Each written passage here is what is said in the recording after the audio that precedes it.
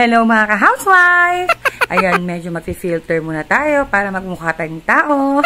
Ayan, magpo-post na ako kasi tumawag sa akin yung mga malalapit kong kaibigan, si John and Edsel. Tinawagan nila ako kaninang umaga. Sabi nila, asa na daw si ka-housewife? So, ayan na po, magpo-post na po. So, ayan. Sana po enjoy watching my video kahit na hindi naman ganun ka mga walang kwenta mga pinopost kong video. Medyo naglalaylo na ako kasi yung husband ko gusto rin niya mag-sign off na daw ako kasi okay naman na ako, naka-move on na ako sa depression, sa postpartum depression. Pero dahil nga may mga kaibigan ako naghahanap pa ng aking vlog. So ayan na nga, magpo-post ako for today. Pero before ko i-share sa inyo yung video ko, ng mga nakaraang kinabisihan ko, mga nakaraang linggo, isa-shoutout ko muna yung mga taong matagal ko nang hindi pa na siya shoutout. Nakakalimutan ko kasi. Una, shoutout muna kay Sir Reden, Mr. Reden ng JTI, naka-work na aking sister. Thank you for watching and supporting me. Kay John and Edsa na mga closest friends ko. Kay Polly and Mandy na friends ni Moy at ating classmate ni Moy. And syempre sa mother niya si Ate Ann or Noreen, Ate Noreen. And of course, yung taga Big Bro na naging follower ko si Crizel. Thank you for watching me. Keep on supporting. Charot. And shout out pala kay Ate Hani na pinsan buko. Ate Hani, thank you for watching me and always supporting me. Thank you. Actually po itong vlog ko na to, hindi ko to ginawa for income or para kumita ako. Kung kukumita man ako, di bonus na lang. Pero hindi yun ang habol ko. Ginawa ko to para sa sarili ko at para sa mga taong gusto kong makilala ako.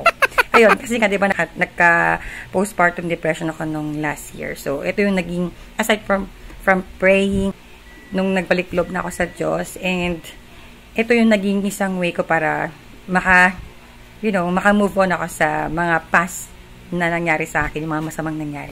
So, yan, kinat ko na dun sa part na yun, mga ka-housewife, kasi papunta na siya pa Bible study na. So, while looking for our breakfast, kumili naman ako ng shake na ginawa ng aking husband. It's apple, cucumber, pears, and carrots. So, yan. So, after that, hapon na to, marami ako nagawa. Nagsaing na rin ako pang hapunan namin and nagluto na ako ng bangus for our dinner kasi ang gusto namin ng husband ko, kakain muna kami ng dinner bago umalis ng bahay. After niya, nagmamadali na ako kasi nag-Bible study ako and everything. And ako ginawa, nag-cellphone. Hindi pa pala ako nakaimpake ng mga dadalhin namin sa Isabela. So yan, nagpack na ako. Excuse sa mga kalat, mga housewife ha. Hindi talaga ako nakapaglinis kasi ang init. So, yan yung mga damit namin ni Moy, lahat pambahay. Kasi hindi naman kami masyadong namamasyal. Kung mamamasyal man kami, nakapambahay pa rin. So, ayan, naka-prepare na ako ng damit namin ni Moy sa isang maleta lang. Dalawa na kami. And then, hiwalay din yung sa husband ko. So, naka-ready na. And then, ilalagay ko lang sa side para pagdating ng aking husband, bibit-bitin na lang niya, ibababa niya, at isasakay niya. Sasakay? O ilalagay niya sa sasakyan. So, finally, after sa pagmamadali, Filipino style talaga mga housewife, ay sa wakas, nagbiyahe na kami. And currently, andito na kami sa Skyway. Kasi pag nagbabiyahe kami, dito kami dumadaan para walang traffic at mga stoplight and everything. Ang ganda ng view, pero hindi ko may share sa inyo kasi sobrang tinted ng sasakyan at madilim. Pero pag nakabukas, malinaw talaga siya. Hindi ko talaga siya ma-share ng talagang kung ano nakikita ng mata ko. You know, mga housewife, we're already in the top, in the Skyway, but there's some more up, higher than us there. It's like 3rd floor. 3rd floor be like, I don't know. Yeah, because we're on the top, we can see the buildings. That's Mega Mall I'm talking about, that color pink shiny. You cannot see in the cell phone, but, you know. There's a kidnapper, it's gonna kidnap us. So, how astig is this? Astig. Astiga. Astig. Astiga. So, yan na nga. Nagpi-feeling, naman kami mga housewife. Doon naman. Parang nagpi-feeling ignorante kami. Pero lagi kaming dumadaan dito ilang years na. Tapos, ngayon lang namin na-appreciate yung mga nakikita namin sa daan. Kasi every time pag nagbabiyahe, nakapikit na ako dyan mga ganyang time. This is a 4-lane Skyway, guys. Mga ka-housewife. And we're super high. It looks... Look at the levels of the buildings. Looks like we're in the same level. Hey, I know. That day I saw the STI before. I know where's that. I feel like I know this place. You know all the places, huh? Lady of Lourdes. It's our Lady of Lourdes. So we're, I think we're in the Santa Mesa area. Lady of Lourdes. Already. Astig. There, oh. There. You blind. Where's the Our Lady of Lourdes? That one. We got a super big billboard here, but I wasn't able to get it. It's not billboard. So this is the Skyway. My brother's favorite, Tito Dotog and Tito Ricky, Tito Bob's favorite. There's no stoplights because your Tito Bob's hate the stoplights. So this is his favorite road, the Skyway, Bobby. Yeah, buddy. Approaching SM Santa Mesa. If I'm not wrong, I think I'm correct. Misa. Santa Mesa, I'm correct. Allah! Oh, you're gonna give me 100. No, I want. You no, say nope. you lose. Nope. So this is the SM Santa Mesa, guys. And look, a housewife. Daddy, I should go there sometimes. Super far. We have so many SM nearby. So where you go to? So Daddy, super did far. we go to Santa Mesa? So look at the view, mga housewife. It's so got nice you. here because you can see all the buildings. But unfortunately, I cannot show you everything because it's super dark. Right, Hermione? Oh, can you speak in Tagalog? So, I'm gonna challenge you. So, ayan na nga. After namin mag-nosebleed, kaka-English, nakalabas na kami. Palabas na kami ng Skyway at papunta na kami ng NLEX. So, ayan. Di ba nakakatuwa itong Skyway kasi nasa taas na kami. Tapos, may isa pa kaming taas. Parang pang third floor na. Kumbaga, ang level namin, ka-level namin mga buildings. Mas mataas pa yung 100 pabalik naman ng Maynila. So, ayan. Biglang fast forward agad. Dito na kami sa Nueva Ecija, papuntang Nueva Vizcaya. This is Santa Fe. Yung zigzag way papunta ng Isabela. This is Nueva Ecija and Nueva Vizcaya. So, natulog kami ng aking husband sa San Jose, mga 2 hours, and then yan, papunta na kami. Ito na kami sa pinaka-top, ano ba talaga? Sa pinaka-tuktok ng Santa Fe, which is Dalton Pass ang tawag. Ito na yung parang pagitan ng Nueva Ecija and Nueva Vizcaya. Yan, bababa na kami ng bundok.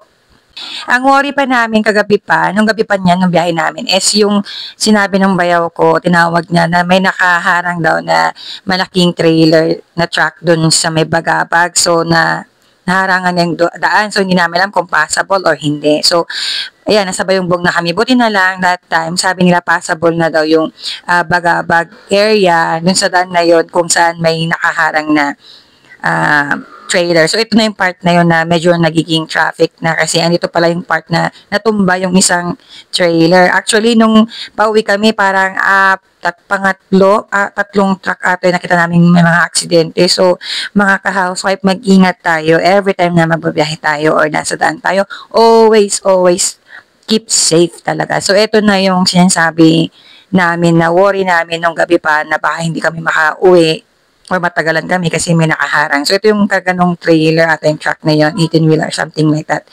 Ayan, natumba siya mga ka-housewife. So, yung mga yung driver at yung pahinante ay dinala na sa hospital. So, ayan siya, ganyan. So, bago pa yan, may nadaanan pa kami sa Santa Fe na isa pang ganyan. So, ingat-ingat tayo mga housewife. So, may mga part lang talaga na very light yung traffic. Pero nakawil pa rin kami ng maaga. Tapos pag-uwi sa Isabela, sa mga bahay namin ay nag-iwan na kami ng mga gamit kumain. Tapos after lunch, umalis ulit kami, napunta kami ng Santiago. This time, nagpapascrub ako ng katawan. Ang feeling, di ba mga housewife? And then, after ko magpa-scrub, ay nagpa-facial ako. Once in a while lang to mga housewife. Pasensya na. Excuse for my big face. Ayun, kasama ko dun yung pamangkin ko, and yung mother ko, and yung aking husband, and yung daughter ko. Sabi namin, hindi naman siya ganun kamahal. So, once in a while lang naman to. Ako, after 6 years ulit ako nakapagpa-facial. Yung husband ko, mga 15 years ago pa kasi yun pa yung time na kinasal kami. Doon pa lang siya last nagpa-facial. Tapos ngayon, parang nagsisisi siya mga housewife. Kasi ang sakit daw. And pasensya na kayo sa aking airport. Ang lapad talaga mga housewife. Tapos itong husband ko, after niya magpa-facial and treatment and everything, sabi niya, ang sakit. Nagsisisi na siya. Pero kayo yung facial niya, mas mahal ng times 3 yung sa kanya kaysa sa akin. Pero okay lang, siya naman nagbabayad. which is deserve talaga ng aking husband na kahit papaano mag-pamper naman siya ng sarili niya kahit once in a while kasi super kalabaw talaga siya mga ka-housewife. He's always working, wala siyang pahinga. Ilan lang yung one day lang yung pahinga niya kasi kahit yung isang day off niya pumapasok pa siya. Ayan, nabulol pa nga. So, I'm so happy din na yun, nag-try din siyang magganito din. So, after namin yan, the next day ay may makikita kami naman ng mga classmates ni Moy dati. Nung naka-enroll pa siya dito sa Isabela, mga pandemic time. So, online lang yung class dati. So, yung mga friends niya, classmate niya na naging friends na rin namin, ay makikita kami that day. The next day na to So, pagdating sa Isabela, one day, parang Saturday o Sunday na to, and mamit namin si Polly and Mandy, which is na-meet din namin sila ng few days ago sa Mega Mall. So, yan, nakita kami. I'm gonna share you this vlog siguro next time. Uunahin ko muna to na yung pagkikita namin nitong mga time na to. Ang gulang magsalita. Ito na sinasabi ko. So, finally, nakita-kita na ang mga kaklase. Si Moy, Polly, and Riley. And of course, kami mga mothers ay nagchichikahan na dyan. Actually, matagal ko na gustong i-shoutout si Polly and Mandy. Nakakalimutan ko lang talaga. So, this is the moment, mga housewife. And I'm so happy that my daughter is super happy. Kapag happy siya, happy na rin ako. So, hindi ko akalain nakuhaan ko din pala ng video yung sasakyan namin. Akala ko kasi yung husband ko that time is nasa bahay na nila. Hindi ko alam pagkahatid sa amin, tapos niya din yung parents niya sa bahay nila. Bumalik din pala siya. Nandun lang niya sa gilid. Parang nag-spy lang sa amin, ha? Jason, ha? So, yan. Super happy. Kahit 1 hour lang yung binigay namin sa mga bata ay sobrang parang akalain mo, parang sila yung mga bata na matagal na magkaibigan tapos nagkita, parang hindi na mapaghiwalay. So, I'm very happy na Ate Noreen and Kay for letting this happen. Ang hirap mag-English. Mag-English pa. So, hopefully, next time ulit, pag nakauwi kami ng Isabela again, ay magkita-kita ulit tayo. Super happy talaga. Hindi lang sila, even pati ako, tayong mga mother, so nakapag-chika-chika tayo, mga beauty secrets. Alam mo na yan, Ate Ann. Charot. Very good! Thank you, mga ka-house. Charot. Oh, di ba? Ang kapal na mukha. Thank you so much, mga kids. Hope to see you soon again. So, after namin doon sa playground, ay umuwi na agad kami kasi yung brothers ko ay pauwi na din daw sila after mag-survey sa isang lugar sa Rojas yata or San Manuel, Isabela. So, yan yung mga pinsan ko, si Manong Jello, si Manong Eto, si Janjan, and of course, my brothers, yung 2 brothers ko, si Bobs and si Dogs. Ayan, ito yung isa sa mga reason talaga kung ba't kami umuwi para mas maayos yung mga bagay-bagay na ganito sa side ng aking husband. And thankful ako kasi yung father ko and yung mga brothers ko is ito yung linya nila. So, thank you so much sa aking mga kapatid na nandyan palagi for me. And ayun, ito lang naman yung mga reasons kung bakit kami umuwi ng Isabela. So, after dyan, mga 2 days and 2 nights ay umuwi na ulit kami. Pabalik na kami ng Manila. So, pagbalik namin ng Manila ay dumaan na kami ng Maliko.